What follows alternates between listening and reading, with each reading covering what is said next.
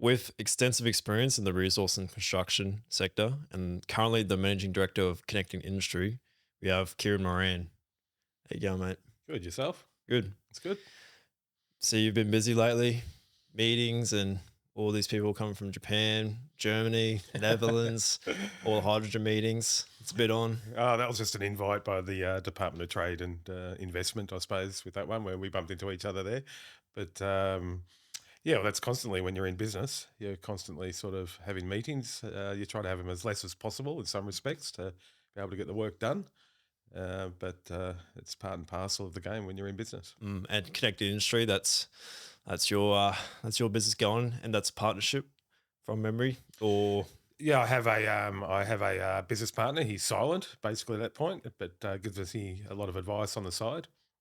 Um, yeah, connecting industry predominantly across the resource and construction sector. We do events and also communications and talent. So the talent side is recruitment side, mainly white label, basically. From engineers down to surveyors, well, not down to surveyors, they're very hard to get these days. Anybody worth their salt at the moment's employed, so you have to try to poach them from different areas.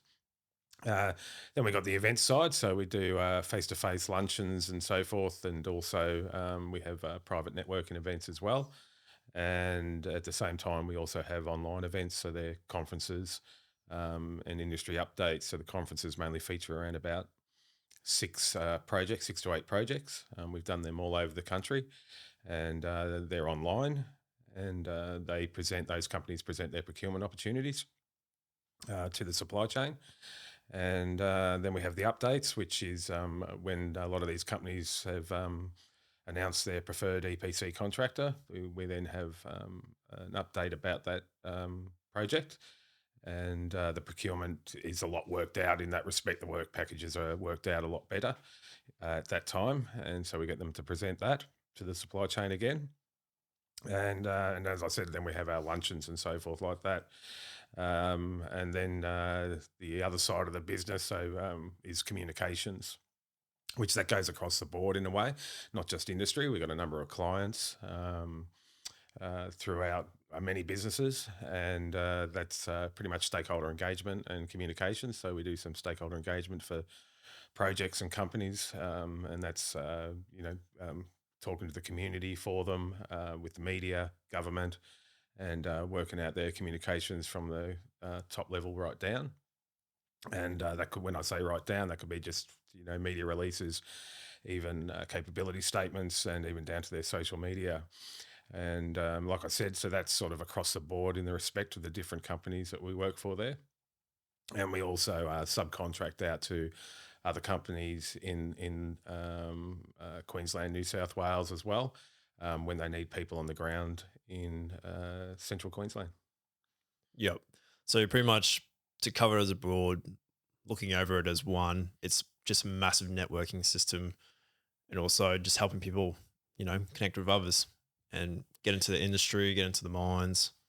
Yeah, it's the way I sort of saw it. All the tiers of communication events and the recruitment side, the talent side of the business, all those really join together through what I call, we connect people and build relationships across it. So that's ultimately the whole goal of it. And I love watching businesses go ahead and do what they're meant to do, and that's the whole point in a way. Is with a lot of stuff we do, we give control to the businesses.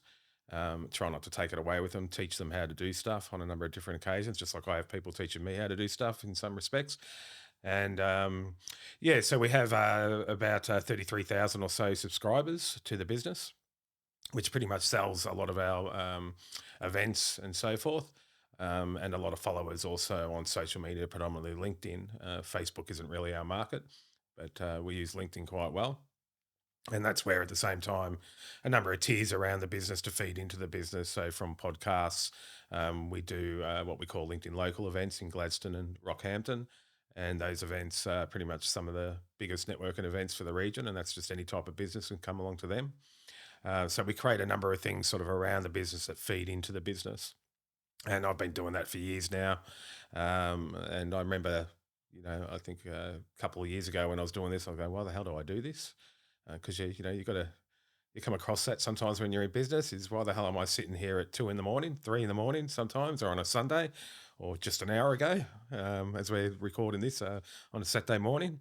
And yeah, what I predominantly like doing is really I like connecting people and watching them build relationships and go forward, especially other businesses, so where they can make money and they become successful. And you've definitely come to that position because of the experiences you've had along the way many years before. Starting that all started back in Melbourne, which is where you were born and raised. Yeah, Mexican at that point. 28 years now in Queensland, so still got a couple of years till I'm a local. Yep. Mind you, I don't think I've got the skin tan and not the blonde hair like you, but to that point, yeah, yeah. In Melbourne, I left there probably when I ended up doing a plumbing apprenticeship. So I'm an ex plumber by trade, so forth. When I was 16, and I ended up traveling after that. But if I go back to Melbourne now, I just get lost in the traffic. I don't know most of the highways or anything, all the ones that have been built. Not like Central Queensland where we've only got one, and we'll probably never get another one being built. But to that point, yeah, Melbourne born and bred, and yeah, fond experience in that respect. So growing up as a kid, about 26 k's out Ringwood Croydon, in Melbourne. But at the same time, I've got no desire to go back. When I started traveling after the apprenticeship, you experience other places, and Queensland itself. When I was traveling, yeah, woke up most days and it's sunny, blue sky. Melbourne is just, you know, as they say, four seasons in one day. And I call it the 20-minute shuffle in a way, Melbourne. So when you have a shower, you're under there for 20 minutes pretty much just to stay warm because you enjoy being warm, Melbourne. And Queensland, is nearly the complete opposite. So most of the year you wake up with beautiful sunny skies, and the weather's fantastic, especially in central Queensland. But I've lived up in North Queensland as well, far north as well. But yeah, yeah, that's one of the reasons I'm still here. So you started traveling when, like you said, after you finished your plumbing apprenticeship, and then along the way, when did the hotels come into it? When you started managing hotels? Yeah, well, that came when I started traveling, of course. I think so. Uh, when I left Melbourne, I went 3 hours up the road to pretty much Echuca, Swan Hill, Echuca, and so forth like that. And I ended up 3 months. All my mates were coming up from Melbourne, camp beside the Murray River, just drinking and fishing, and still at that time you could catch redfin. I don't think you can anymore. I think it's predominantly carp in that respect. But 3 months I was broke, and I thought, well, I'm not going home. It's only been 3 months. I bought a camper van, all that thing, and so I ended up going picking grapes in Mildura. Got on a property there. Traveled a little bit around. Ended up in South Australia, and I think it might have been when I was actually in WA that I first started working at a hotel, just serving beer.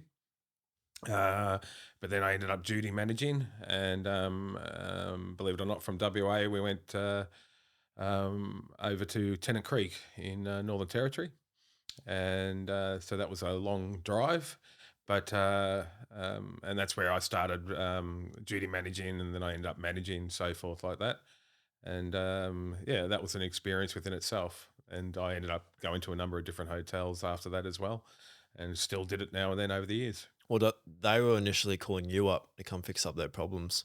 Is that how you Well, started getting into it more? I learned from so that it was the old Jackson's Hotel in Tennant Creek, and from that one, um, they ended up asking me because they had beautiful, beautiful people, beautiful, hotel, everything like that. Had a little nightclub to the side of it as well. At the time, and this is something we haven't mentioned, but at the time they had it was the first tests of changes to alcohol laws in Australia. And of course, Tennant Creek, you got a lot of Indigenous folk around Tennant Creek, got a lot of miners as well, and so forth like that. So it's a hard town. It's a drinking town as well, and there was a number of issues there. I think we had the ABC Four Corners, a number of different current affair, a number of them in town for nearly 6 months, watching the whole alcohol laws, and yeah, the alcohol commission in town for that long. But just before they come, we pretty much sort of cleaned up the hotel a little bit. And they ended up sending us out to a few of their other hotels. You could say that in a way, the Northern Territory, don't know how you'll describe it. Yeah, a little bit of money's running through a number of hotels that doesn't get recognised, I suppose, in some respects. But so some people used to call it the little chain of the mafia coming through that area. This is 25, 30 years ago. So hopefully I'm not offending anyone there. But yes, the way I sort of cleaned up that hotel at that time was just I'm not a fighter or anything like that. I can take people on and so forth. But I ended up just with one fight, I'll just close the hotel. And that could be at 11 in the morning, 3 in the afternoon, 10 at night, whatever. I would just close it. And what that did was anybody who did want to start a fight, everybody else in the hotel would stand up and go, if you start that fight, we're going to kick the shit out of you because he will close the place down. You're going to ruin it for everyone. So very quickly, fight stopped. We actually didn't need security at all in the end. I also ended up hiring Indigenous security when we did need it, so that worked extremely well as well. And so they ended up sending us out to clean up a number of their hotels. A couple other groups also did the same. Most you could do that. You could do the same. Some you couldn't. Because we also was doing that in Darwin as well, and yeah, right out to Broome and a number of places in between, and also over in WA again. But uh, you know, some of the hotels are bikies and so forth like that, and it's hard to take them on like that. So you sort of picked and choose what you could and couldn't do, but predominantly again, same method. You just one fight, close it down. In the end, everybody else wants to, um, keep it open, so they stop the fights, the crowd themselves. So that was the way we worked it. It's quite easy when you put it just simple as that. Yeah. Pretty good strategy. Yeah, yeah, we worked out a good strategy, and I suppose as you're sort of talking, there's one of so we're going to get onto where I ended up working in the music industry a little while, and that's where I really started to learn about connecting people and building relationships. And I realized when I sat down 2 years ago, why the hell do I do this? I realized I'd actually been doing it for a long time, and I had a passion for it. And a few years later, we started. Well, nearly 8 years or so years later, or 7 years later, we started a music association up in Cairns that became the biggest in Australia. But how that sort of formulated was at that Tennant Creek Hotel. We used to get the people coming back and forth from Alice Springs to Darwin or driving up from Melbourne, wherever, and the musicians. And so we'll try to hire them on the way through for the Tennant Creek Hotel. And one day, they're all pretty good, but no one really pays attention, to that point. People sing, sometimes they do. I actually had them ballroom dancing on a Sunday morning in the end at that hotel, but which was funny on the hard stone floor. But this miner, I think his name was Neil. He was a really big fella, and this bloke was playing, sitting on the stool, and he walked up to him and just said, "Give me that bloody thing," and ripped the guitar out of his hands. And the musician sort of looked at me, "Oh, get out," you know. And Neil sat down and started doing a rendition of Jackson Brown's "Stay," and all the high notes, everything, and the crowd just went off. So from then on, we just hired local musicians basically to come in, and a lot of them came out of the woodwork, and that's what I found later on in Cairns a few years later. But and that was sort of the beginning of starting that music association, of understanding sort of how it works, of how locals support locals and so forth, and the regions support the regions. And it doesn't matter really if they're really bad, of course they won't, but if they're good and they can play, and it just worked really well. So yeah, a number of years later, so I ended up going back to Melbourne for a while when my mum died in the mid 90s or so. And from there, I went up to Cairns. So when you first went to Cairns, you actually didn't get straight back into like hotels and music, like you were saying, the industry. You actually got back into plumbing and roofing. Yeah, well, air conditioning pretty much. That was the main. So, like, I did pretty much most of my trade on the the Stock Exchange in Melbourne, which is 530 Collins Street, if I remember. Two buildings, basically, a podium next to it. One, the podium 40, the main building 60 stories high. And we used to build pretty much plant rooms, so up the top of the buildings, and also either halfway up or so, wherever the plant rooms are, build the risers as well. So we're pretty much and put the you've got the basics of putting air conditioning ducts through the whole place as well. But I enjoyed doing the plant rooms because it gets more intricate and so forth. Like we ended up doing hospital gas stuff and the whole pipelines through the gas and for all the hospitals, for a number of hospitals as well. Um, but yeah, so I ended up when I first went up to Cairns, I ended up getting a job on a building site installing air conditioning for a company. I couldn't remember the name of that company. Uh, and I probably did that for the first year, I think, in Cairns. And I think that job finished. And at the time, it's going up and down a little bit with plumbing. Good pay, everything like that. But sometimes it didn't really interest me as much anymore. So started working at hotels, and that's where I met a bloke who we went for a drink after work at his place. He was playing the guitar, and he said he needed a bass player for his band. And I asked, how do you find that? And he said, oh, just the paper. And that's where sort of the idea sprung of creating an association for musicians and songwriters up there, which within 6 months we had 2,500 members. And a lot of that is because, well, and that's where I probably also I wrote a newsletter, and that's what sort of eventually got me into media and communications quite a lot. I wrote a very popular newsletter called The Bandwagon, and I ended up also managing the street press up there called The Barfly, which is a very popular 100,000 readers a week. And they were the proper figures, they were properly audited figures in that respect. I think it was 98 point something thousand people or something like that. And just the newsletter of The Bandwagon was popular mainly because there was uh, music stores and so forth up there where you buy your guitars and everything like that, and they were quite expensive. And so we were advising people, look, you can order it from Sydney, and and you can also return it. And there was the problems with that up there at that time. Um, but we ended up working as a collective, and that's sort of how it worked in the end. So we could put a lot of music in a lot of the hotels and pay the musicians for their original music because we could bring a crowd in.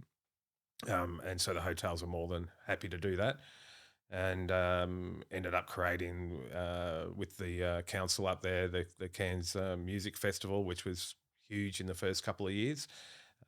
With up in Coranda, across out in the bush with the raves to a lot of Indigenous. I did Indigenous radio for a while as well, and some great Indigenous music. And we worked with a group called Shikaya for a while, but they weren't Shikaya.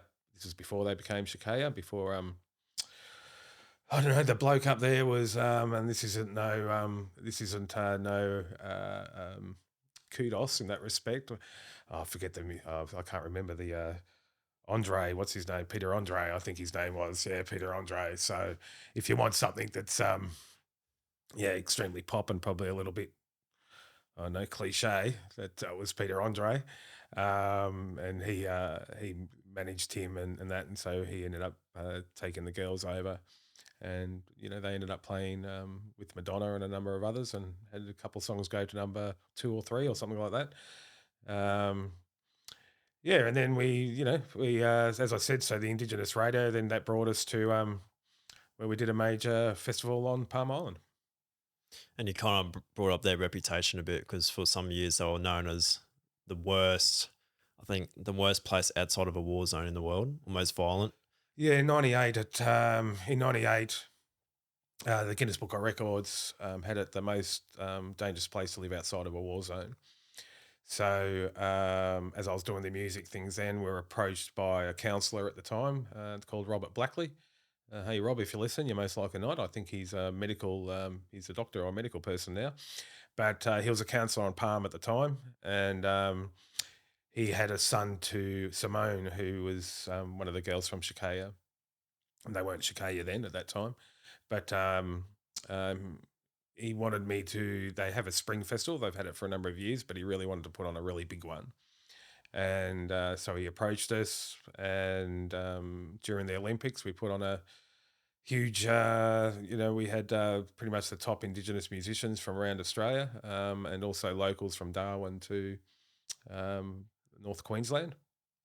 And, as I said, so George Arumbu from the Rumpy Band, Jimmy Little, and, he's a gentleman and a scholar, Jimmy Little, and numerous of others. I can't think of a lot of them off the top of their head, but they're at the top of their game at that time. We had the whole festival broadcast across the Australia on two different channels. So people out, people out in the area where they live, I suppose, could hear it and ring up as well and say hello to their cousins and aunties and uncles and all that sort of stuff.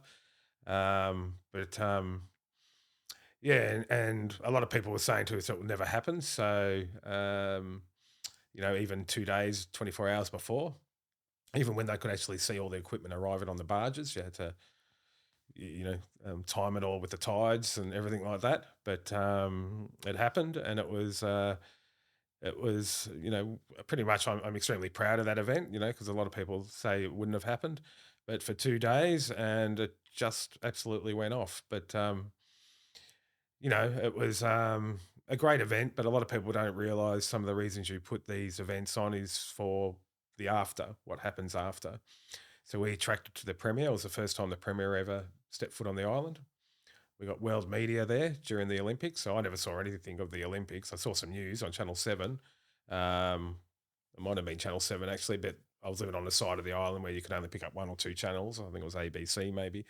Um, so I saw the news, and Kathy Freeman on the news, but didn't watch it live or anything like that, but hardly saw any of it for that whole period. But again, getting world media over put a spotlight on the issues, and that was the goal. And we got like front page Washington Post, I think New York Times, a number of other, but also here in Australia, and probably got more attention worldwide actually, probably than in Australia. uh, but as I said, it got the premier to the island. As I think I said to you, also Senator Heron at the time, and Senator Heron had only 6 months before said there's no such thing as the stolen generations. And I thought, oh God, how are we gonna, how can we protect him, in some way? What's got to happen here?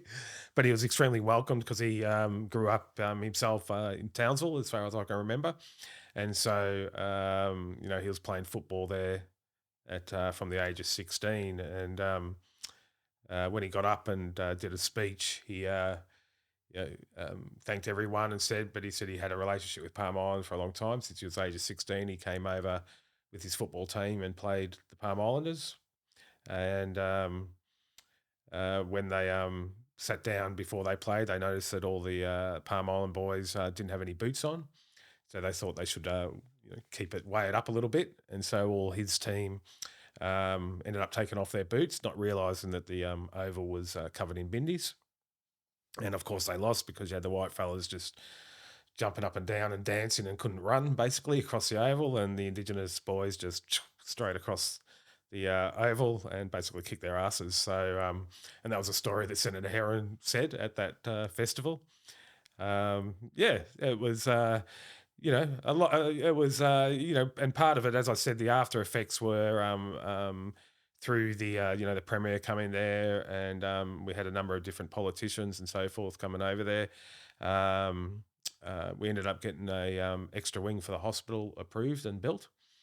From that, not ourselves, but to that point of through the advocacy and being able to sort of push that forward.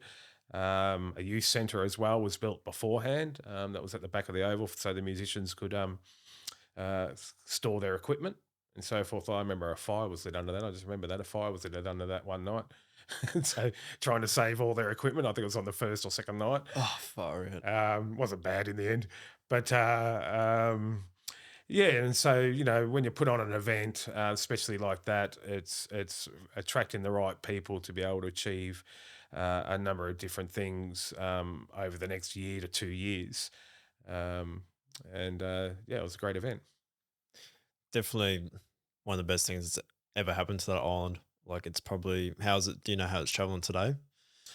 Well, the Spring Festival still goes, but of course it's a lot smaller. I think the mayor basically, well, I think I said this before, but they call it's not the mayor, it's the chairman because the mayor's a female horse. Sorry to the Gladstone mayor, Maddie, but anyway.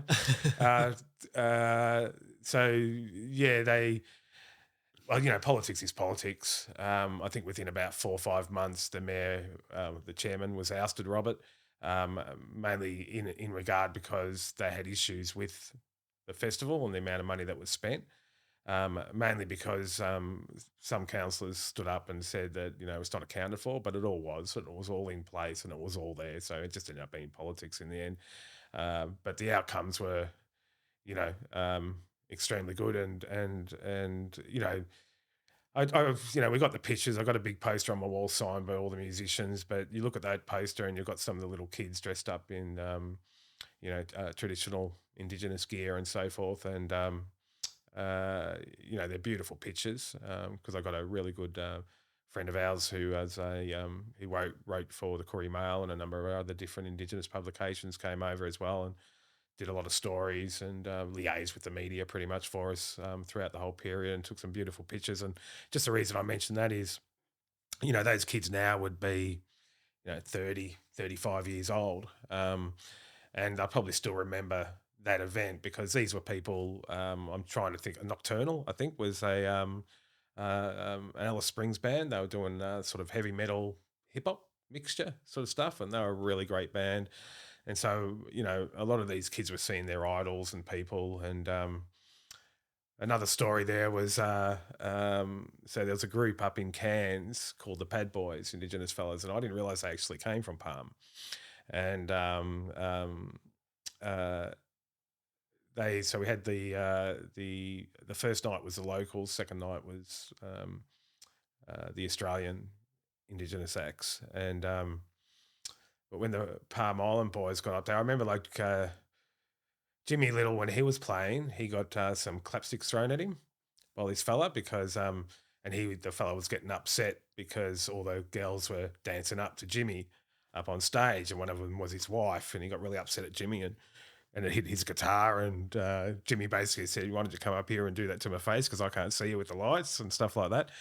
But when we had the Pad Boys, I think we had them on the first night at the end, and they were a great band. They were a great Indigenous act, and we actually we spent a lot of money, and we had some of the best gear you could get.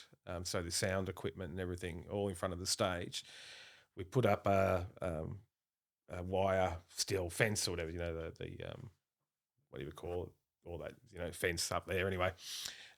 So people can get through. And I'm standing there and palm on, and the people are just going off, and then the fence starts going back and forth and back and forth. And I'm looking at the fence, and I'm looking at these, hundreds of $1,000s worth of gear, fence, everything like that. But eventually they sort of calmed down a little bit and it didn't fall down. Thank God. Mind you, they would have been insured and it would have been nothing for us, but could have ended the night Yep. before the second day, the main event. And, but, I don't know. I can never assume it's the best anything's ever had in that respect to the people there. A lot of people going on about Palm Island, but people, it's like any region. We all have our issues, we all have our troubles, and there's always, we can, I'm not being political correct here. You've got your drop kicks in pretty much every society. Palm Island's got them, of course, but the media, they focus on that when really that's about a town of 3,000 people it was back then, and 2,500 of them were basically just like everybody else, working hard, had their homes, bringing up their kids and wanting to achieve something for the island and where they lived and their family. And so that was my main experience on Palm. And I remember, I think the boxer, what's his name? It was his first fight, the ex-NRL player, loudmouth fella. Forget his name, what's his name? But anyway, a lot of people would know who I'm talking about. And he had his first fight while I was over there as well. We went Cool. over to a house. Yep. And went over to this house, and it was just packed full of people. And they're all sitting there just abusing the hell out of him. He's not a real Murray and all this sort of stuff. But I think I told you also about the story when I first arrived on Palm, and I was living at the chairman's house, and his brother was a butcher, owned the butcher there at the time, a butcher store or whatever. And I stayed there. When I walked in to the house, there's a disco ball in the living room, and what the hell that's there for? And sure enough, on Friday night, there was probably around about 70 or 80 people in the living room, doof, doof, dancing, and it was going off. And so that was sort of my welcome to Palm at that time. But Yeah.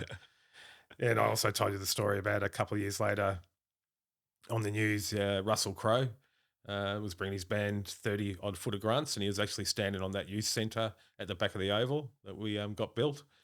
And they were interviewing him, and he was sort of saying, "Oh, you know, the people here, they'll never have seen anything like it." And I just thought to myself, "They've seen a lot better than you, Russell." I don't know how that event went, but they certainly saw a lot better than 30 odd foot of grunts. Russell, if you're listening, well, bad luck. Yep. So from Palm on there, where'd you go from there? You actually got into university and did journalism, was it? Yeah, so we did that really under contract under the association at the time, and I did contract myself out as an individual too as well. Went back up to Cairns after that, and as I said before, I think after that was when I got asked to be manager of the street press up there. Um, and that was a very popular sort of street press culture magazine publication, basically, music, culture, politics, art, and that was the beauty of it. It challenged the region. We had Tony was a fantastic editor up that way, and but you know a number of things happened and occurred, and my excuse me, my business got mixed up with someone that it probably shouldn't have, who I didn't realize was an alcoholic, and in the end, I sort of had to uh, um, walk away pretty much. And you know, I had my own private business then as well with the publication, and from there, a friend of mine just said to me, you know, why don't you go get your ticket as a journalist at James Cook University in Townsville? So I remember laughing, thinking they won't accept me. But then, of course, the universities are a business. They'll accept just about anyone if you've got the money in some respects. Mind you, the government paid for that one as well. We did the HEX or whatever it was at that Yep. time. Ended up working full time down there and full time uni. And so, again, the beauty of that is, you know, I could work in the afternoons to 3 in the morning with doing hotels there. And um, and that was an experience. And during the university, I really loved university. I really loved. I didn't really concentrate too much as a kid. I was a little turd, basically, when I was a kid. I can remember the timeout room probably more than I can remember the classroom. I got expelled from 2 schools and so forth like that when I was young. And so I was an apprentice by the age of 16, 17. But uh, um, yeah, just so in Townsville and yeah, did that for 3 years. And during that time, I won the Queensland Media Award, which is now the Clarion Award, I think now, for media. But of course, I was a university student, and yeah, we did a story on because I worked in the hotels. Did a story of bouncers behaving badly was the headline. Got the front page and so forth, and it won the award. But it was just where bouncers were, and a lot of them were more than willing to go on record, even owners, which he reneged on later. But you know, and I've got a talent for as much as I'm not doing it right now, I'm waffling on, but I've got a talent for being quiet. And when you're quiet, exactly what you're doing in that respect. Sometimes when you're quiet, it's amazing what can come out of people. I remember one editor once said to me, "How do you do this? They just seem to blurt it out to you. Yeah. You know, they just hang themselves." But bouncers, you know, they were taking money for bribes, sex for bribes, and drugs for bribes. Well, it still happened today, you know, to that respect. A government inquiry came out of it as well. Went nowhere, of course. Everyone sort of went to ground. But that Townsville, the Strand strip, has always had its fund up there in Townsville, the Strand. Um, you know, of course, it always does. Any nightclub strip sort of has that. But yeah, so that was, you know, that was good winning that award, and allowed me to. I think when I finished uni, I had 4 offers on the table, um, and fortunately, some people might think sadly, but fortunately, I ended up taking a job in Gladstone at that time. So that was about 2010, and I started working as a journalist here. That was with the Observer, was it? It was with the Years Over when it was a newspaper, and it was just before.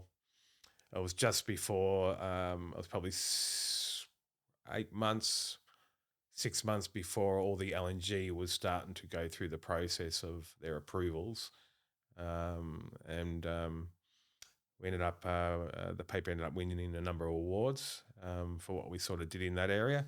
The editor at the time, I actually still work with her today, and so we still got a good relationship and that. But we've had our ups and downs over the time because I did just quit. She actually said to me, I quit. She was on a plane and she got a phone call or something or a text saying that Kieran's quit. And she actually told me I was the only ever person she actually cried when I'd quit. She was very angry with me. She didn't speak to me for a long time and so forth. Very angry that I did that without talking to her. But and that's some of my downfall where I'll just make decisions and do it. Um, but like I said, some people just hang themselves. We got Bechtel was pretty much renting out a lot of the houses. It was all claimed, oh, we're not raising the prices and the real estate aren't supporting that and everything like that. So we did a lot of stories on that, and Bechtel actually ended up flying over here. And I remember, I think, what have been Tony Burke? I think he's still in there, of course. Said to us that morning when I told him that I'm trying to get Bechtel, our Bechtel don't answer to anyone. You won't get them over, or you won't get them to answer. But I'm very dogged. Um, Hence why in business you have to be the same. You have to just keep on Just harassing. not harassing. You do it politely, but you don't stop. Mm. You don't stop if you haven't got the tenacity. In business, in anything really, you just got to keep going. Without upsetting anyone. But Bechtel ended up flying over, having a meeting with the council. Changed nothing, but to that point. But at least they started answering the questions. And at the time, as a lot of people know, the council could have got a lot more benefits from those projects, local community benefits. And that's some of the stuff we work on now with the social license to operate and how they can actually assist community a lot better and fundamentally assist them and not just on the surface sort of stuff. And that came out of that, in that respect. But I will say as well, later on, I ended up going after that there, I ended up going to the down Roma way where I was offered to editor 5 papers down there. But when I sort of asked how much I was going to get paid, and I laughed, that was pretty much at the end of that relationship. That's the thing with the media industry. We all know what it's like. We don't have papers now. We know that internet and all that fundamentally changed it, and social media. But I like to say it wasn't social media; it was the industry itself. Underpaid, overworked, very little reward. Personally, career-wise, and numerous other things. And the reason I say that because I ended up meeting a girl here that I'm now married to, and I chased her back. I went back to Gladstone, and some people might say I ended up working for the dark side, but became media advisor for the dredging project at the time when shit hit the fan. They got us in, and helped sort of clean that up a little bit because of the relationships I had with the journalists. But at the same time, and that was a really good experience, a really good grounding for me, especially with stakeholder engagement and so forth, and media and communications. And we had world media hassling us just about every day for about 2.5 years straight. We had Dan Rather reports. Dan Rather was the fella who he lost his main anchor job, I think, with Fox or one of those ones anyway, when it probably wasn't Fox. But and the reason I say it probably wasn't Fox because he claimed at the time that George Bush Jr., I think George Bush, avoided the Vietnam War because he was a cheerleader. Basically, he was a male in the cheerleading, and that's how he managed to avoid it, which was rightly or wrongly, I don't know.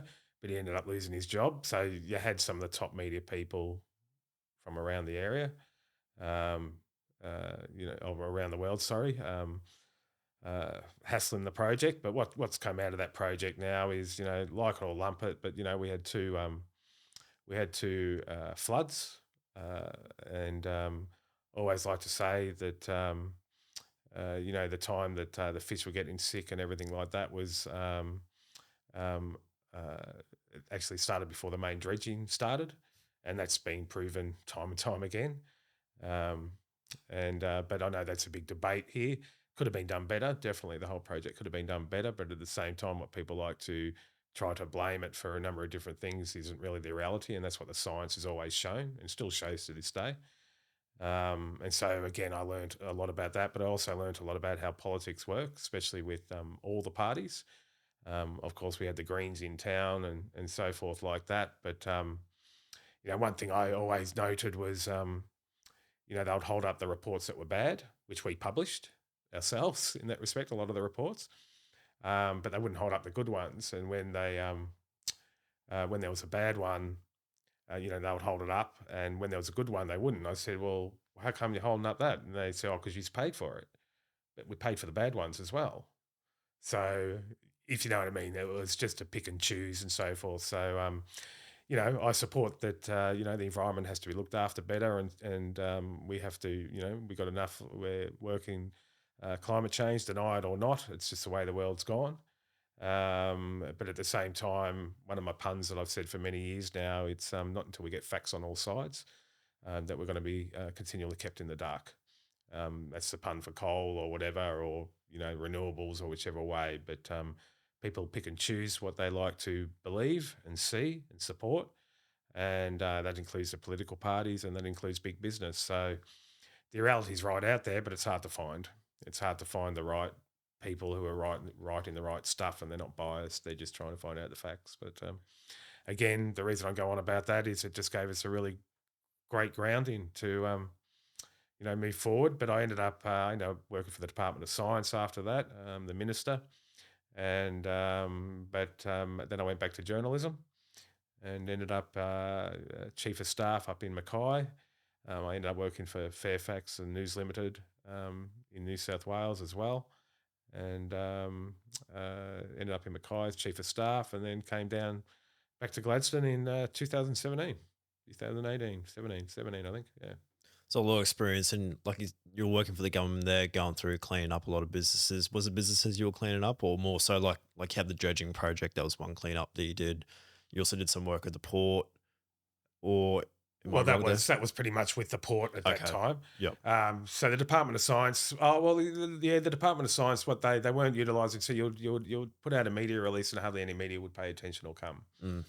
Um, and it's one thing I sort of do for my clients now, and people will take the piss out of me when I say this, but I call it manipulating media.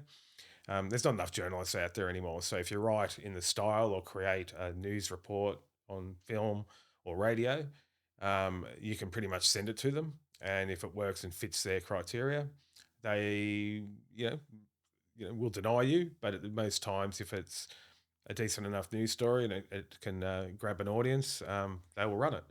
And the whole point, it was like with the dredging project, and this is one thing I teach our clients as well. It's we knew anything we put out there that we were screwed. And I pretty much worked directly under Peter O'Sullivan and Leo Cicino. Now, Leo basically said to me from day one, we're not going to spin it, just pretty much the truth as much as possible. There's no point. So go out there pretty much. But we knew that we're going to be screwed. But if we could just get one of our messages in there, like in a media release or a response we're giving to the media, if there's just one little message amongst it all that we can get in there, we've won to that point. And that's sort of the key, putting that message in. Hence why we work with a lot of companies within their communications, and it's how we work social media as well. To that point, is social media is about engagement, so you've got to engage the public, and a lot of that engagement sometimes, if you're putting business ads in there, doesn't really work. But that's the message in between the engagement in a way. But at the same time, with the posts, if you can put a communication brand in there, it could be only 3 words. It's worked as well to that point where you're constantly putting the brand in across of their communications. Um, but with the Department of Science, I ended up putting a proposal to the minister that, and it's not, it was, it was ASIDIA. Department of Arts, industry, wasn't industry or whatever it was. But it doesn't exist anymore. As they move it around and change it to suit whoever's in power at the time. Um, to create a media unit that where we could film, where we could do radio bites, and not just sending out here's a media opportunity to come and see or anything like that. So when those journalists wouldn't turn up, you'd have the ABC turn up probably more than not, but the other ones it was very difficult to get noticed.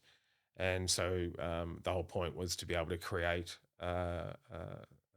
those, so we had people there filming ourselves. We did the radio ourselves, then we'd send it out, and that seemed to have worked. And a lot of them would pick it up. So, I like to call it manipulating media to that point. It's not, but sometimes you don't get very smart journalists and you can get it by them in some respects. And that's another thing we do for our clients to, you've got to create something out of nothing in a way to get their attention, and they'll come out and do the story. Some of it could be really good story, and they should come out, but sometimes it might be a little bit questionable. But if you can create you could say spin it, but in a way it's not. You're still telling the truth, um, but you're saying it in a way that creates the attention. Yeah, so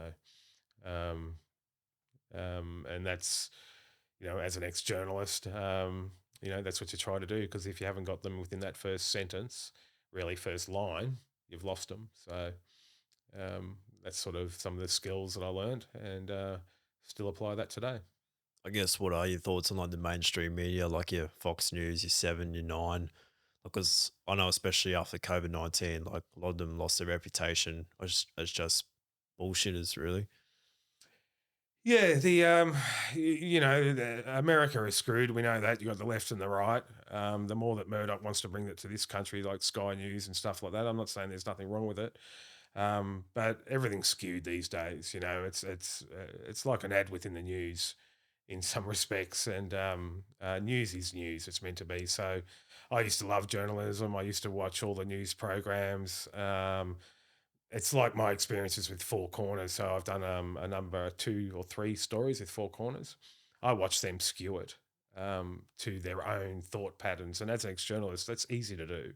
It's because you don't a lot of you try to be unbiased as much as possible, but when you're pitching the story, you're pitching the way in the morning to the editor. You're basically pitching the story in a way of how you're going to approach it. So, what is the story? What's going to grab the attention? So you can go out and do the interviews, and so the questions you ask direct the story that you want in the end. And so it's hard for the ABC, the lot of them. It's hard to be impartial, depending on the views of the person who's doing the story. You try to as much as possible. I still believe in the ABC. It's just you've got to recognise when it's too left or whatever. Um, but I know ABC commentators who are right wing, to that point. And clearly right wing. So it's just you sort of got to pick and choose, and that's the sad thing. It's like just tell the news, tell the facts, and let the public decide. Um, but it rarely happens, and it's one of the reasons I got out of it. It's clickbait, so we were writing stories and so forth, and I was getting praise for crappy stories that were getting the clickbaits. Not that I was writing it for the clickbaits, but that's was part of the disappointing part of where it turned. And they were just concentrating on social media, rather than a good bloody story where you could actually investigate and get into it. And that's what I really enjoyed. And we managed to do that as a newspaper. The editor here allowed me to get away with. Couldn't believe what she allowed me to get away with, but we ended up finding some great stories. But she also allowed me to investigate, so it wasn't just write it then and there. We could do that over 2 3 week period. And don't get me wrong when I say Four Corners, they still have some really good programs, and really good stories. But my experience with them on a couple of periods that they blatantly lied.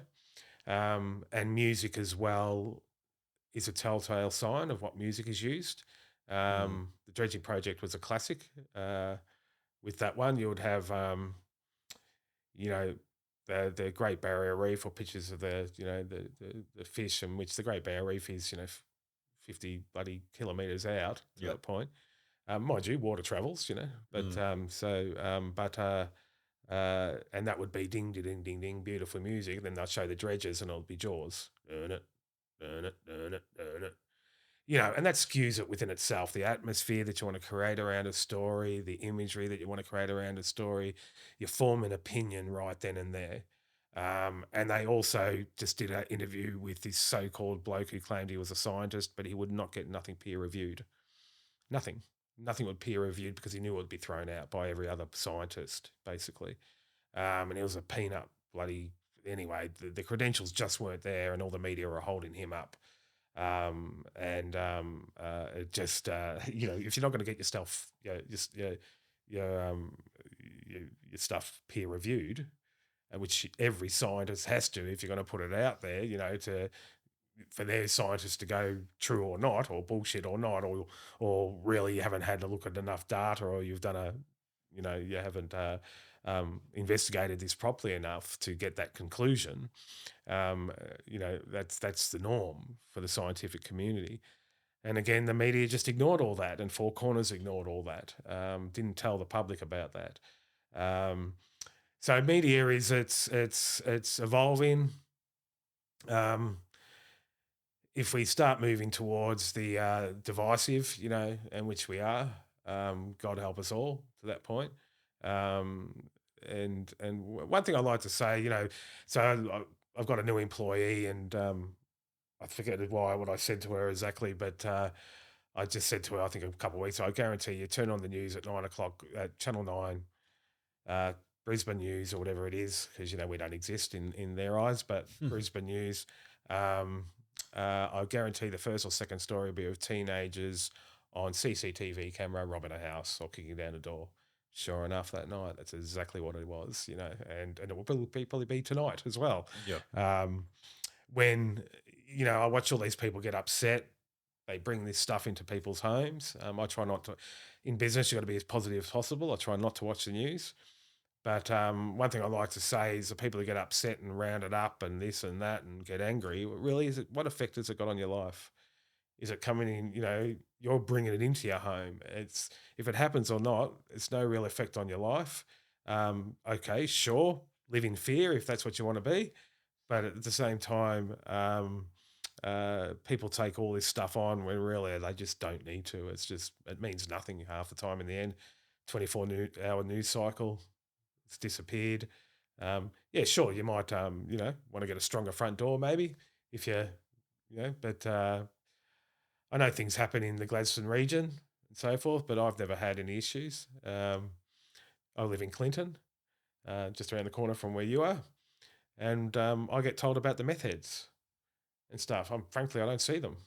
It might be the circles I'm in, everything like that. I don't know. I'm not driving down the road and looking at a so-called drinking Red Bull, walking down the road at 2, 3 p.m.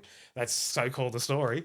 But I know they're here, just like every community, you've got your drug addicts, you've got your alcoholics, you've got everything to that point. But where we live we've had no problems. It's extremely safe, fantastic neighbours. And, Gladstone, it's a great community. Yeah, like I was talking to Grant Cooper about it the other day. Like no one would watch the news if it was all sunshine, rainbows, and butterflies. Like no one would turn it on. You No, have to have that negativity for people to. You need that drama anyway. Like that's why, drama is called drama. You know what I it mean? is. Yep. Because it's literally drama. Otherwise, it's not entertaining. It's not interesting. Yeah. People thrive off it. Look at it like, it's, I know we're getting off here a little bit, but what are all these reality shows, and they have all these laws about bullying, and you have all the news stations or all of them saying, oh, we do this, we do that. But the first thing they do if they produce these things is make sure these people on these reality, well, they're not reality, they're bullshit, but to the point of where it's drama. They wouldn't have them on. They interview them. If they were normal folk, no, they're not good contestants. You've got to Mm, have some either highly egoed, yep. opinionated, whatever. Oh, they're going to work. Why? Because they're not going to get along with that person, Or that even couple. even look at all those like love shows. Mm. or like My Kitchen Rules now, like The Block, Yep. all those, family TV shows that you watch late at night. It's all something's bad's happened. It's Like all bullying. It's all. someone's causing drama or someone's got a problem and Mm. this, that, backlash, and everyone, it's pretty much like it's like a match. You're cheering, you got your two sides and you're backing them. And And that's because human beings live off drama. yep. I forget what they call it, but the part of the brain that pushes that. It's something we've had there from, since we've been in the savannah lands with the tigers jumping out of the Yeah, long it's grass. what we look at. Yeah, where's the tiger? Yeah, where's the tiger? Yeah. Yeah, people need to, and people just live off drama. It's and that's you can take it on, and I've been I watch the news and I've got angry about the news, but you learn as you get older Yeah. not to it's the more you get sucked into drama, the more you're putting your energy into something that's worth nothing. Yeah, well, I think the stats showed that I think 80% of human communication is negativity. Mm, mm. Yeah, and that's like exactly right when you said with the news there, in you put on all the good news stories, people wouldn't be watching it. Um, and there are actually news outlets out there that are dedicated to that. You can actually do that. There's actually news outlets out there that will have both sides, the one article on the left and one article on the right next to each other, to try and get that balance in some way, or for you to make an opinion from it. Um, but yeah, so, and again, everything's based off fear. That's what human beings run off, basically. And drama. And, again, this goes back many different years with us trying to protect each other if you didn't have it, hence why we live together as a community, to that point of where we can protect each other. It's all the old sort of stuff there. But yeah, it's very sad to watch. And again, for me, like I got rid of some negative people when I first started business, because drama, just drama, drama, drama, and really good friends as well, really good friends, but just couldn't have that, because it's a struggle enough as it is to remain as positive as you can in business. And, so one of the, first bit of advice was get rid of the toxic people. And that's exactly what I did. Coming back to 2017, I think you did join Gladstone Engineering Alliance, but then 2020, that's when you started connecting industries. But yeah, about late 19, August 19, started Resource Industry Media at that time. And I started when I had a client who wanted to attract the mining sector. So I thought, and he couldn't get through the door. So I invited some of those mines that he was after to present here in Gladstone, and got a couple of them on board.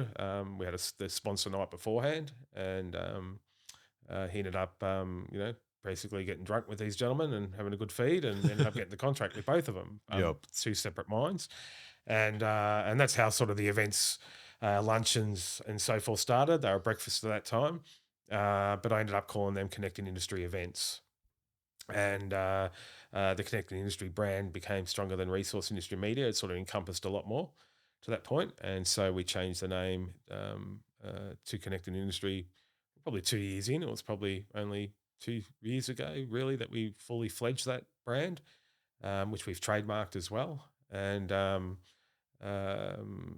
yeah, so yeah, 2019 we started that business, and I've still got my first client. Still got today. I think I've only ever lost one client in 5 years.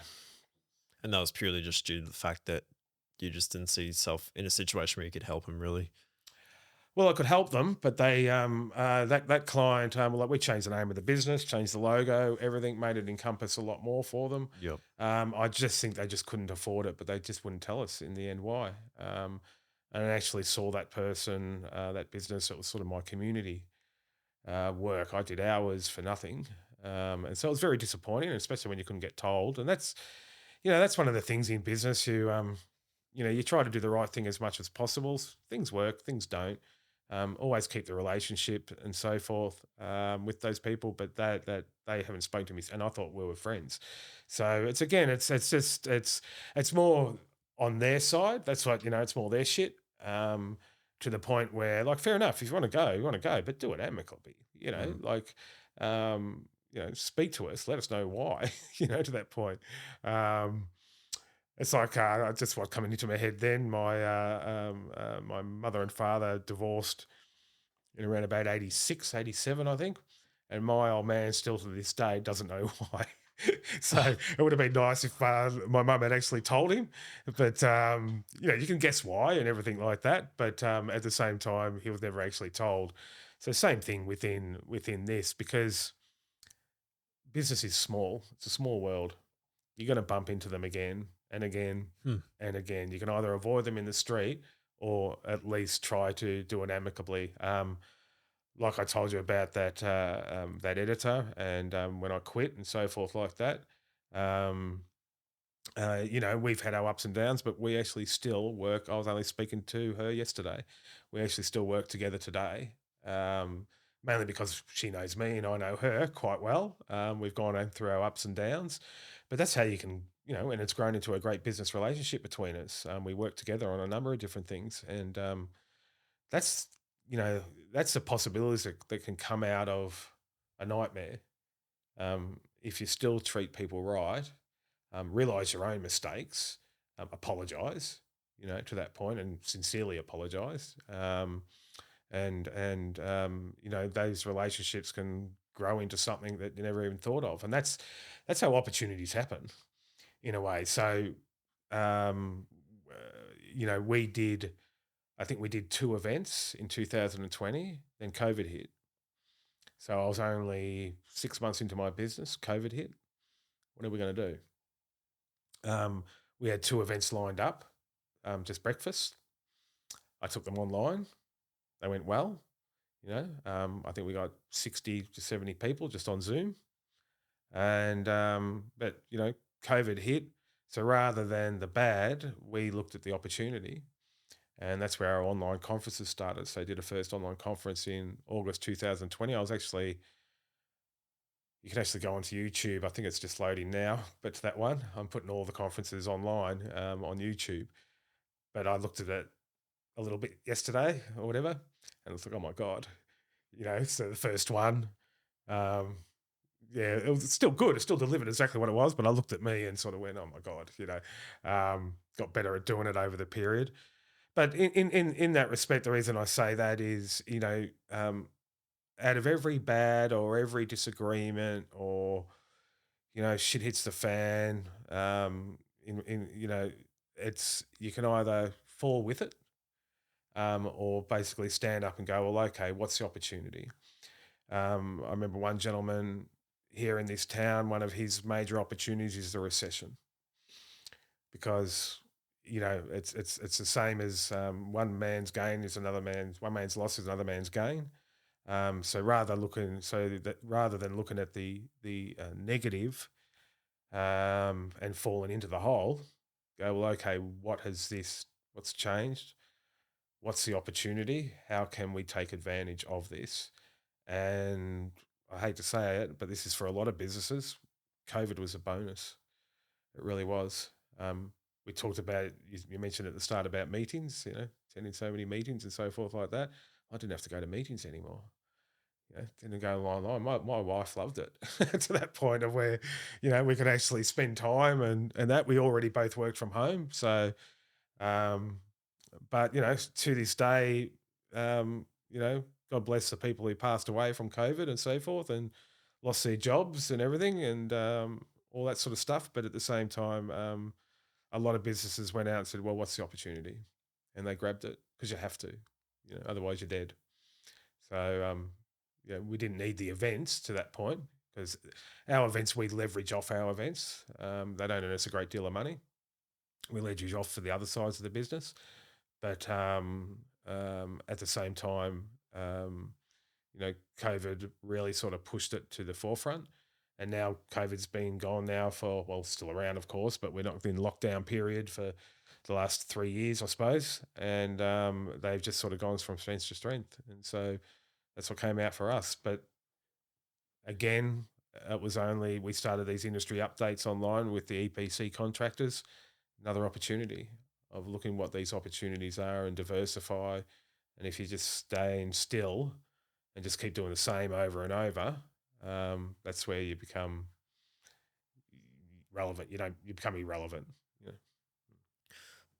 for over the whole, I guess, 5 years now, connecting industry has been running, and to only lose one client purely due to the fact that they didn't have the cash flow to come in to be able to keep you guys going with them. What is the key to retaining clients? And I guess I've seen it here and there, and something that I've realized is not the way to go is, just jump in business to business and gouge everyone for their money. Mm.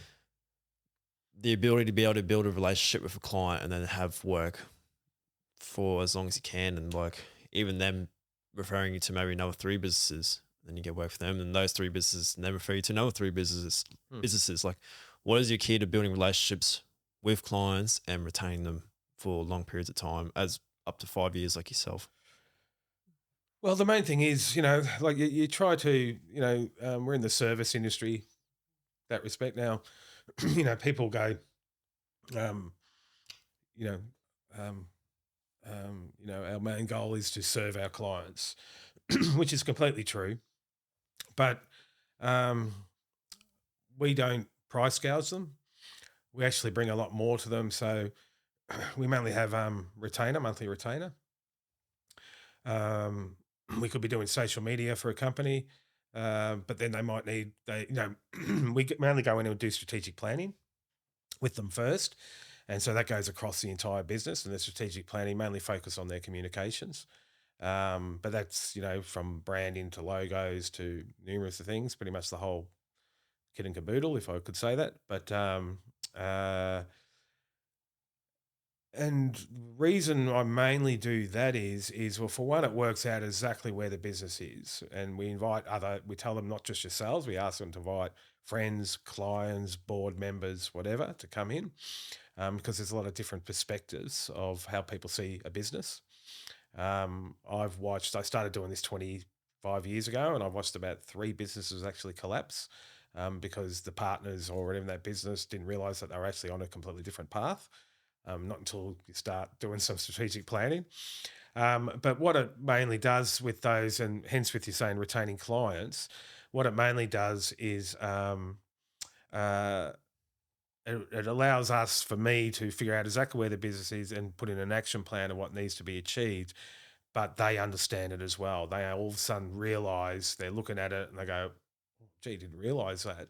And they're agreeing to it. They're the ones who are guiding me to that respect. They're the people who've said it. So then they understand what we're doing across the whole entire, business, basically, with what we've been asked to achieve, and change. And, you know, there's nothing worse than what I call advice monsters. Um, you'll have a meeting with a client. A lot of people go into that meeting, so like, a business like mine or whatever, someone's rang them up and they want a meeting. They want to talk about how you can help their business. Mm. So you go and research their business a little bit, and I think the other week we're talking about mission, vision, and values and so forth. That's another thing we put in, which is very important to be able to work with businesses. But so we go and look at the business first from the outside, and but then we don't go in with any preconceived ideas. It's basically, you know, there's some great questions that you can ask at the start. So one of my favorite questions is, so what's up? And then they'll tell you, and then and the second question for me mainly is, what else? Because I never tell you the real story on the first one. And they don't. They don't. It's to get out what the real issues are, and then that's basically the third question. So, what's the issue for you? And then pretty much those three questions can get out a lot out of a person. There's a couple other smaller questions as well, but um, they get it gets you a good understanding. It challenges the person you're speaking to as well. But so many people, they go in with, I know what to do. I know what this business needs, and that's what they go in, and they don't even listen to the person who's asked them to the meeting. They don't listen to the problems or anything like that. So, you know, that strategic planning is, we then put in an action plan that will change over time when other things, that more actions can be put in place. We try to do that, it's at least every 6 months, depending on what the business is, and implement those actions. And part of that is making sure it works. So, we mainly try to set up businesses, and we train them, put in policies, procedures, and train them how to do it so we can actually go away.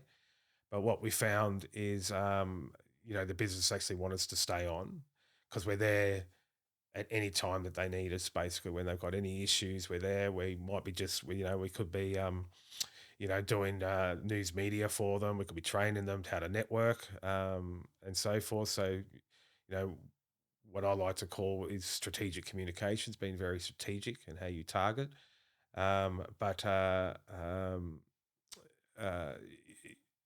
so with that, like last night, I went to have a meeting at 5 o'clock last night with a client because I can never catch them during the day. They're just too busy because, as we all learn, most people are working in the business, not on it. So I thought, stuff it. Okay, look, let's go for a beer. I'll come over to your place. And then they said, no, actually, then they rang us up on Friday afternoon and said, no, I want to go to the pub. So, righto, we went to the pub. Uh, 4 or 5 hours later, we did work out. We worked out a whole new jingle, slogan, a whole lot of stuff, changed their current advertising in some respects, which they really liked the ideas that we put in place. I did have, this is a business we only recently did a strategic planning with and so forth. So I had all that stuff there. Don't even think I showed it to him in the end.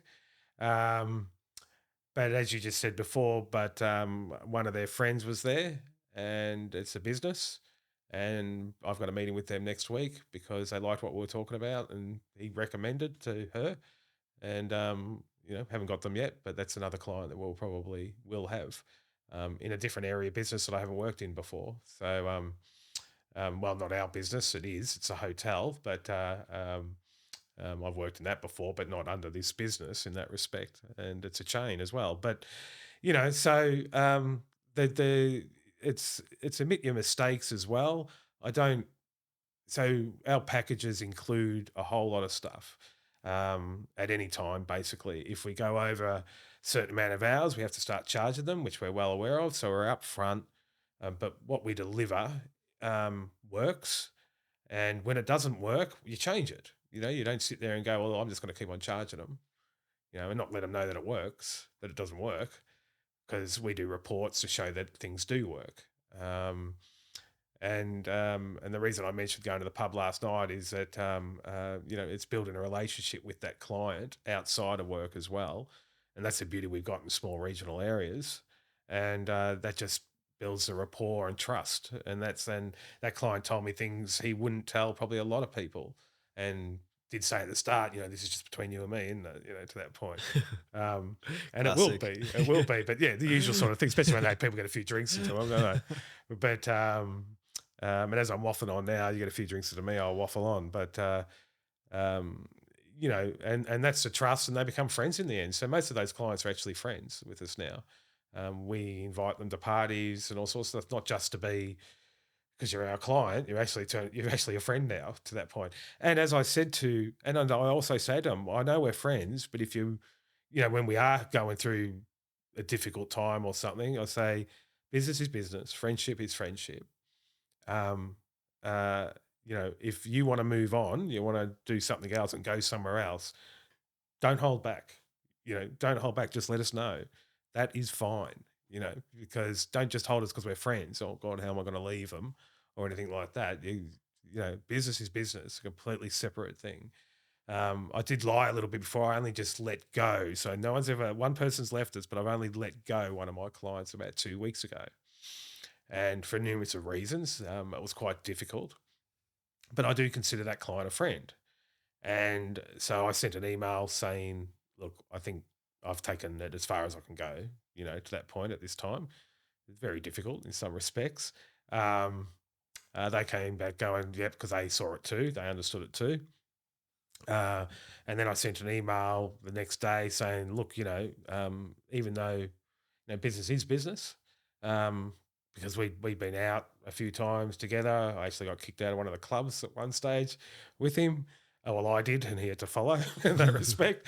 But um, and so I said that I still consider us that we're friends. So when you're in Gladstone, let us know. We'll catch up. And lo and behold, he was here earlier this week, and we caught up in the morning just for a quick coffee, about half an hour, had a good yarn, everything like that. And when he comes into town, we'll catch up again. So, you know, um, I'm keeping those relationships even though the business has stopped.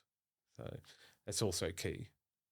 Yeah, it's really good to have. And like, I've found myself that a lot of my clients turn to mentors in a way. Turn to what? Turn into mentors. Turn to mentors. Mentors. Oh, mentors. Yeah. Well, yes. Yeah.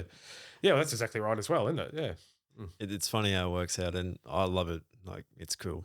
It's really cool having that, and not even that, just making friends with like people in that workplace, whether they're company, and you go on there, you have a laugh. Like, it just makes what you do so much better.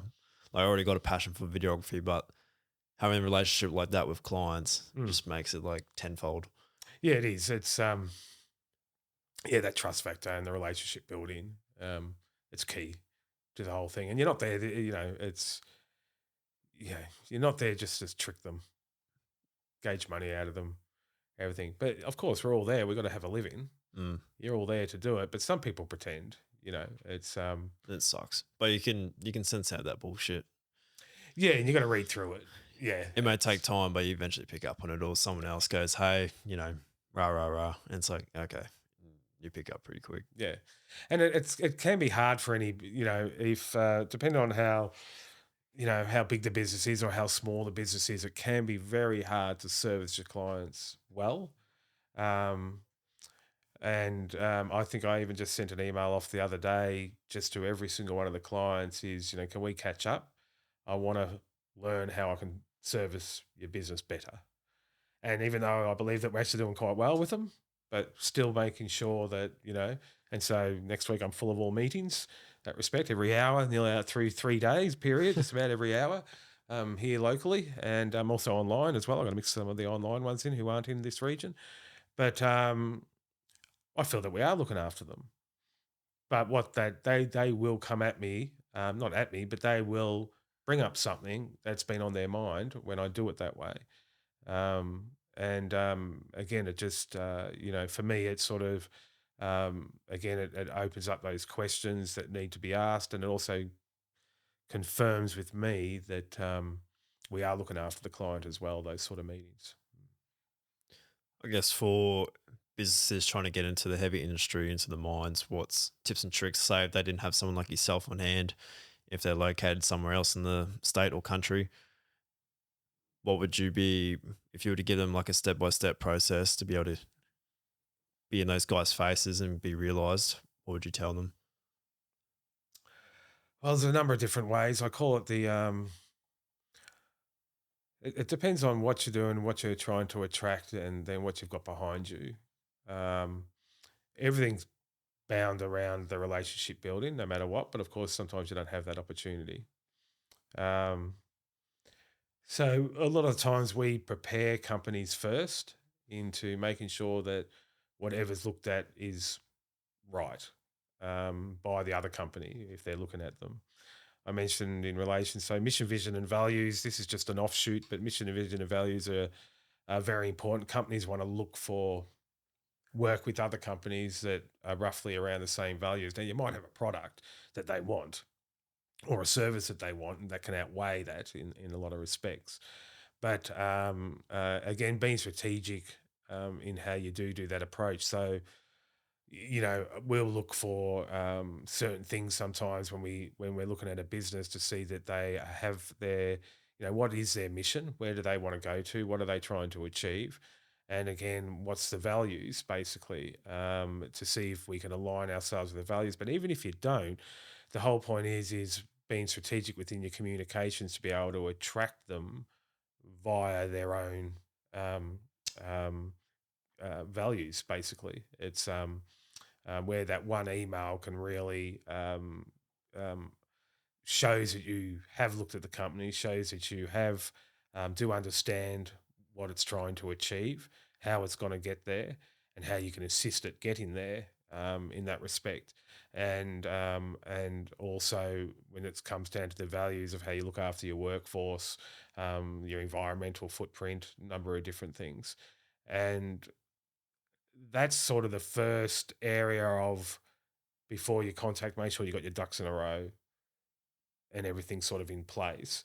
Now, of course, the service and product is always up there. Is whatever you're trying to sell to them. You got to be able to be competitive and have the right be able to talk the walk, or whatever it's called. Mm. And that's ultimately what it's going to come down to. Um, and then part of it as well is so how do you build a relationship with the direct person? How do you, besides just an email, how do you not get your email put in the bin? um, Emails are disgusting. They really are. People think emails save time. They don't. They waste time on so many different levels. It's not funny. Emails are the vein of the business world, as far as I'm concerned. They will tell you that it saves that, but if you want to lose your concentration, keep your emails on. Emails you should be only able to send emails between like 1 and 3 o'clock on a Wednesday and a Friday, and that's it. Then at no other time, and there's the reason for that, because they're huge time wasters. My priority cannot be the people that send it to me and so forth. The reason I just say that and why I veered onto that is a phone call is pretty much one of the best ways, at least the phone call or meeting these people in person, and start building that relationship. So, with our online conferences, some people swear by them. Some people hate them. It's just like anything. Yeah, no, it didn't work for me, um, because they like face to face more to that point. But I've got people who love face to face, and they also love the online conferences because you get to speak to them face to face, Mm. just on video. And I think I mentioned this too. We've got one company who's been very successful in gaining contracts through our online platform. I think we've added it up to about $650 million worth of contracts that have come out of our conferences on the online conferences. That's what we know of. But he'll meet them online, and then he'll send them a LinkedIn request to say hello. Might send an email, it's great to meet you, rah, rah, rah. Here's that stuff that we talked about, at the conference. And then he will stalk them on LinkedIn, find out what event they're going to be at, Mm. and then he'll deliberately bump into them. It works. It's those 7 points of contact for sales in a way. So he's already had 2 to 3 to 4, and it's the meet. Within the, 6th or 7th, they're sitting down looking at basically what they do and the contracts that they can put forward. Again, they've got the product, they've got the services, and they know what they're doing. You've got to have all that in place. But yeah, so don't be. It's yeah. How many emails or whatever do we receive a day from people trying to sell something to us? Mm. Um, it's just it's utterly ridiculous. People use LinkedIn for that as well. It's quite disgusting. We're big on LinkedIn, and so it's a lot of the messages that I'll send to people is, how can we, if you want contacts in the sector, let me know and I'll help you. That builds a relationship nearly straight away, and they do call me, and I just give out the contacts to them. But that's really, they'll call me again later and say thank you, and it builds that relationship with them and the trust and the value that sort of goes into place. And so it's again, you know, the steps. There's no real common steps in that respect, but what I find myself is the initial contact. You're personable, friendly, and start building a relationship like you would with anybody, and don't treat them like a cash cow. And even if you don't get the contract, you might still be friends with that person at that point. And I just find when you treat it that way, again, it comes down to like I'm missing out all the product and services of how you bang, bang, bang with all that as well. But to be able to build that relationship in the end, it's the age old saying, it's who you know, not what you know. Of course, you've got to have the product and services, as I've banged on about. Mm. Uh, but you know, we've watched we've watched people with great product, but they can't build that relationship. Um, and then people who have built the relationship and have got the product as well, well, that's who they go to in the end. They go to who they know and what they know. A classic example many years ago with why we do our communications, and where I said get your ducks in a row at first, um, is that one of our when I first got into business, one of our first experiences was the supply chain applying for work through one of the major companies for work packages, and a lot of the questions came through of why they didn't get it, and so we made a phone call to the company, and it was stark. The company said one of the first things that we do is no matter who it is, we'll just go look at their website. If their website's not professional, don't even bother going any further. So that's just interesting, just on the website. Even though they might have fantastic products and services, it's again, they're aligning themselves up with businesses they want to work with. And they also said in relation to mission, vision, and values, we want to work with companies that have got our values. And it's easy to say, people will laminate it, put it up on a wall, but Hmm. the world's changed. If you don't project your business out there, and you got to think of your social, economic, environmental footprint as well these days, where the companies are going to work with you. It's just the way the world's turned. And that's what I mean by sort of getting ducks in a row, because you can be left for dead, and you don't even know it, even though you got the best product and services. Yeah, it's so true. Like even like what you were saying before, you can have the best product in the world, but if you can't even have a basic one-on-one 5 minute conversation with someone, good Mm. luck to you. And your good old saying, your net worth is your network is your net worth. And I think that's the most truest thing there is in today's society. It's so true. And I'd like to, what I was about to say, I lost it. But actually, sorry, yeah, the idea of meeting someone at an event and then following up, hey, it was great to meet you. Hope to come across you soon. And maybe, hey, do you even want like your service potentially? Just let me know.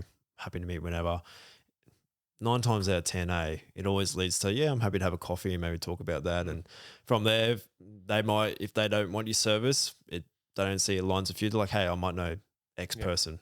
Yep. It always works out that way. Yeah.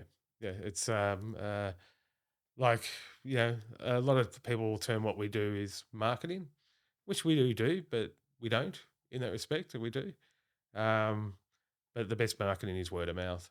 So that's the reality of it. It's word of mouth. I don't think it will ever go out of fashion, eh? No, I don't think, and it's like we use LinkedIn a lot, but I hardly ever actually advertise my services. Hmm. Hardly ever. I think you could count. I've tried to do a little bit more this year, but very rare that a lot of people a lot of people come to our events. They don't have a clue what we do. At that point, because we're not in their faces. So we're not. It's the conversations that bring us to that later. Um, I hardly ever put up. I'll put up stuff for my clients sometimes, which I call them marketing blocks, like on their social media or something. I don't do it to myself in that respect. So we bring a lot of people to us because we talk about industry, we talk about the work packages and things that are becoming available, and that brings us people. Um, but again, most of it's just been word of mouth, like sitting at the pub last night. Yeah, person right there, there's maybe a new client right Yep. there. So, Yep. and they'd only had one drink at that stage when they said that. So, could be a possibility. Nice. Closing this one out for someone who I guess is starting their business, or I don't know, they're in the position like you, they're traveling around or not sure what to do. What advice would you give them? Well, you got to go out there for the right reasons, and not the right reasons in relation to you want to do right by your client. That's part of it, of course. But what's your motivation? You got to work out why you're there and why you're doing it. For me, it's my family. Um, I want to make money, just like everybody. We want to survive. You got to do it right, but and look after your clients and don't gouge them, and make sure they're getting value out of what they're paying you and more. But ultimately, figure out why you're doing it, and that's a fundamental. So, and as I just mentioned, my wife and all that are at the front of my mind constantly, because that's the only reason I'm doing it. We want to be able to get somewhere that we're comfortable, can retire, have what we need, and so forth. We don't need much. Um, but when you start from there, and what I mean by that is you can work yourself to death. So I know people in big businesses here who are 42 and they look like they're 70, 62. What are you doing it for? You're just doing it to be dead. So priorities, what are your priorities? And so my priority is family. So that means I don't miss out. I knock off at a certain time. We make sure that we stop. I make sure that I pay attention. As much it's hard when you're in business. It's hard to not keep running, keep keep moving forward. Like on my honeymoon, well, wasn't exactly a honeymoon at that time, but a short little stay after I got married. I was putting my computer in my. So I got married about a month after I started the business, and I put the computer in the suitcase, and my wife didn't speak for 3 hours. I went, "What's wrong?" She said, "You put your computer in the bloody suitcase." To that point. So she was pissed off. So I took that out. If you know what I mean, and the reason I say that is again, what are your priorities? The reasons that you are in business? Is it your ego? Is it to stroke your ego? Is it to get out there and say to people, "Look at me, look at me, look at me," and they're the wrong reasons. If it is just for money, that's the wrong reason as well. But of course, we're all in the business for money. So set your priorities right from day one of why you're doing it. Um, as you get older, that gets closer to the reasons why. But if you want to miss what your kids are doing, and be that non-existent father or mother or whatever who's only there at certain times of periods, even my dogs, when I'm on the computer in the morning and the dog will come in, a lot of time, yep, yep, righto, push it away, yep, yep, yeah, yeah, and I just say, no, wait a minute, stop, pull out, pat him or her, and just pay a little bit of attention because that's all they want. Of course, you can't do it for the next 15 minutes, but at least give them 5 minutes or something like that. And I just see that as a main sort of area for me. Um, Staying positive is extremely important. So as I told you earlier, with the got rid of the toxic people in my life when I first started. Well, 6 months in, probably when I started, I realized that hey, actually, I can't have this crap coming at me. It's just negative shit. Um, and you got to keep that positive mindset. So I've said this to you before, where I'll do gym in the morning as much as I can, not to keep fit. It puts my mind into a really good place, gets the endorphins going, gets it moving. I'm thinking about stuff as I'm doing gym as well before I start the day. But then before I'll go home, then I'll listen to a podcast pretty much. And there's one podcast that I haven't listened to in a while now, but I enjoy, Robin Sharma, and he talks about mindset, health set, soul set, mind has anyway, and heart set, basically. Um, and all he's trying to say is you've got to be successful a lot of the time. You can work with, and he says, and many people have on all these podcasts, they've worked with the billionaires, the people who are rich, and they're not happy. So why, again, your priorities? Why are you in business if you're not happy? Why aren't you? I'd rather be cleaning toilets than not be happy, if you know what I mean. Be cleaning toilets and being happy, to that point. Um, so with the mindset and health set and soul set and whatever else there, um, it's to get that all in line that you're healthy, that your mind is in the right spot, that your heart's in it, in that respect, and that you're nourishing your soul. So, a recommendation for a lot of people is at that lunchtime, or take half an hour out of the day and go for a walk, in nature, whatever. And it sounds silly in some respects, but when you just are working, you just can't keep on going. You just cannot keep on going like that. And if you ignore everything around you, the things that are important to you, you're going to lose. So that's some of my main advice. And the other thing is really, yeah, do right by your clients, because you want to be able to sleep at night. That's one of my main things, is you've done right by them. Mind you, a lot of people who aren't ethical make a lot of money, but they're the ones who aren't sleeping at night. They haven't got friends around them. They haven't got family around them, a lot of them. And what's the point? What's the point in moving that way? So, and the other, you got to enjoy it.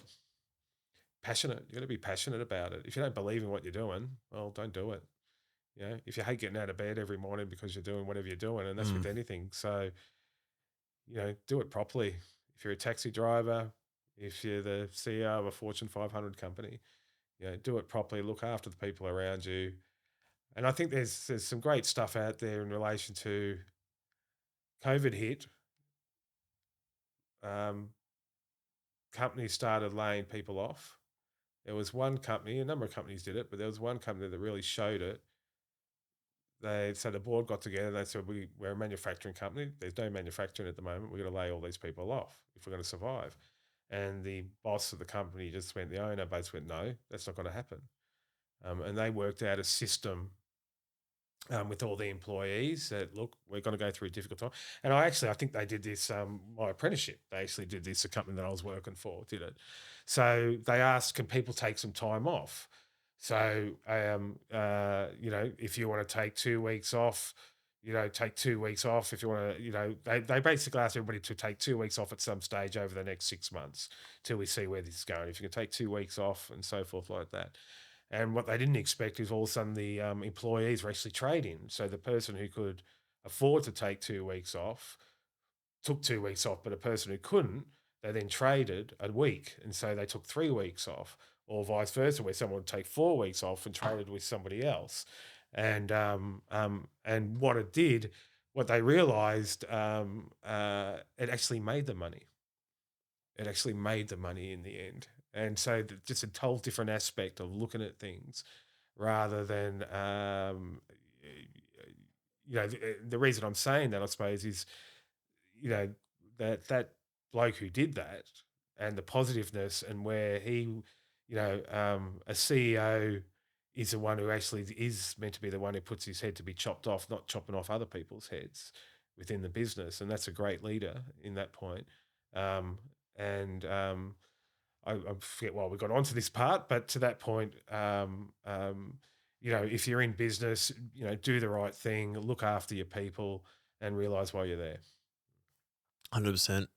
Well, I'm sure we could make this podcast go forever if we wanted to. And I'm sure I'd love to have you on for a second round sometime in the Really? future. But I really appreciate your time, knowledge, and wisdom, and wish you the best in the future of your business. Yeah, same with you, Lockie. Have a good one. All right, cheers.